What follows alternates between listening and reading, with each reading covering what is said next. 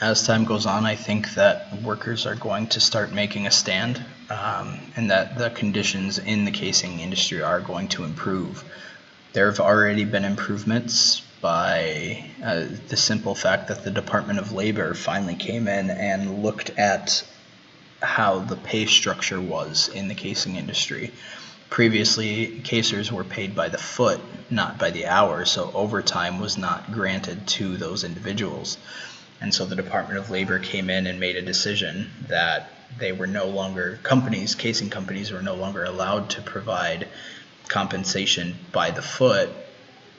They had to also pay by the hour, and so that individuals would be compensated for that overtime that they had spent. I feel like eventually it is going to transition so that the casers will have a similar schedule to the individuals working on the rigs, also known as roughnecks. At the current time, the majority of roughnecks work 2 weeks on and then they get 2 weeks off. So they work 2 weeks or 14 days and they work 12 hours a day. And then they get 2 weeks off where they get to go back home and spend time with their families. And it's a lot more stable, it's a lot more healthy.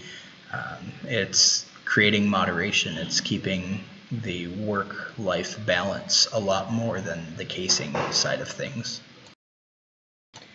So my main recommendations for improving the wellness of the workers in the oil field industry, especially in the casing side, is going to be changing their schedule to have a schedule that's more in line with the roughnecks or the drilling rigs, instead of the on-call 24/7 schedule.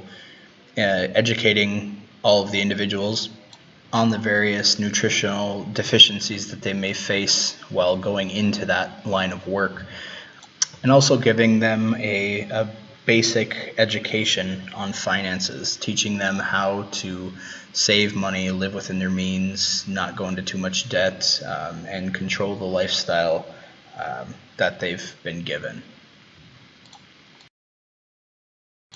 I think that the only real way that we're going to ever see a change in that industry is first for the employees to stand up for themselves and demand change from the owners of the companies that they work for. I think that if you speak with the owners themselves and present all the benefits, so happier, healthier, more productive employees, I think that that could also have a significant impact. And just again, the education of the employees themselves. A lot of these guys have never had any type of formal education. Some of them have never been through school. They didn't finish school. Some of them can't read and write. And so finding the right ways to educate these employees so that they can improve their own wellness, and teaching them about wellness itself and the various aspects of, and creating a balance in their life would be tremendous.